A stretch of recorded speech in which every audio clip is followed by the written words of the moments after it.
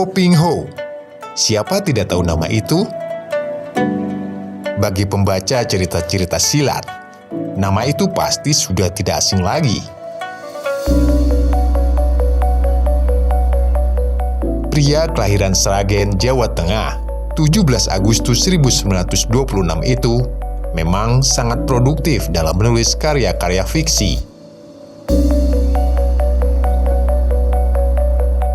Jauh sebelum serius menekuni dunia menulis, di usia remajanya, Ko Ping Ho menjadi pelayan toko. Namun, ketika Jepang masuk ke Solo, ia pindah ke Surabaya dan bekerja sebagai penjual obat.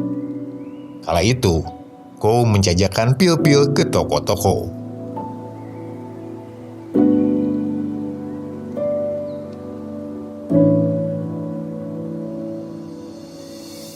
Dari Surabaya, ia kembali lagi ke Sragen dan bergabung dalam barisan pemberontak Tionghoa yang ketika itu senantiasa kompak dengan barisan pemberontak rakyat Indonesia.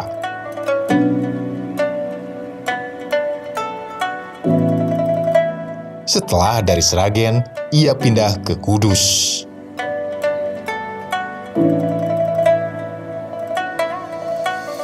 Pada 1949, ia pindah ke Sragen lagi untuk membuka usaha rokok yang ilmunya diperolehnya ketika dirinya bekerja di Kudus. Pada tahun ini, mulai muncul berbagai cobaan yang menimpanya. Belanda mengobrak-ngabrik segala yang dimilikinya.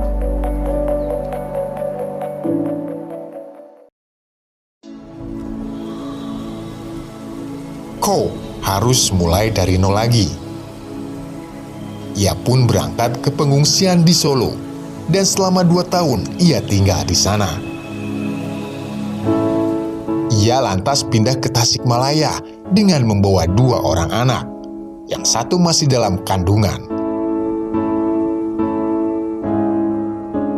Di Tasikmalaya, keluarga Ho mempunyai semangat baru untuk memperbaiki nasib. Di Tasikmalaya, awalnya ia bekerja menjadi staf dari seorang anemer yang sedang membangun sebuah rumah sakit di Banjarnegara. Sedikit demi sedikit, kesuksesan pun berhasil diraihnya. Pada tahap akhir, ia telah menjadi ketua perusahaan pengusaha pengangkutan truk atau P3T kawasan Priangan Timur. Padahal, ia tidak pernah mempunyai truk dalam hidupnya. Fase hidup yang membuat namanya melambung bermula pada 1951. Ko Ping Ho mulai menulis cerita detektif, novel, dan cerpen yang dimuat dalam berbagai majalah seperti Liberty, Star Weekly, dan Pancawarna. Menggunakan nama Asmaraman, karya tulisnya berhasil menyerbu majalah-majalah terkenal waktu itu. Namun, cerita-cerita yang ditulisnya ketika itu tak tersirat sedikit pun warna silat di dalamnya. Dominannya cerita-cerita roman. Penggunaan nama Asmaraman itu bukan tanpa alasan. Di zaman Orde Baru, semua warga keturunan asing harus menggunakan nama Indonesia. Maka ditambahlah Asmaraman Sukowati di depan nama Ko Ping Ho. Pada 1959-an, Ko baru menulis cerita silat. Di tahun yang sama di Tasik, terbit satu majalah bernama Teratai. Untuk melengkapi konten majalah, para penulis mengusulkan agar majalah juga diisi dengan cerita silat. Saat itu, diputuskan agar Ko Ping Ho yang mengisinya. Sehingga lahirlah cerita silat pertamanya, Pedang Pusaka Naga Putih. Ada lebih dari 400 buku cerita silat yang dibuat Ko Ping Ho.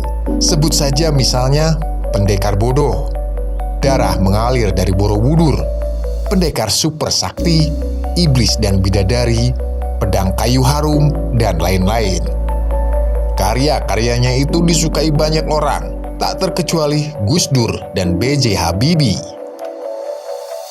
Dari pernikahannya dengan Ong Ros Hwa, gadis asal Sragen kelahiran Yogyakarta, Ko Ping Ho mempunyai 13 anak.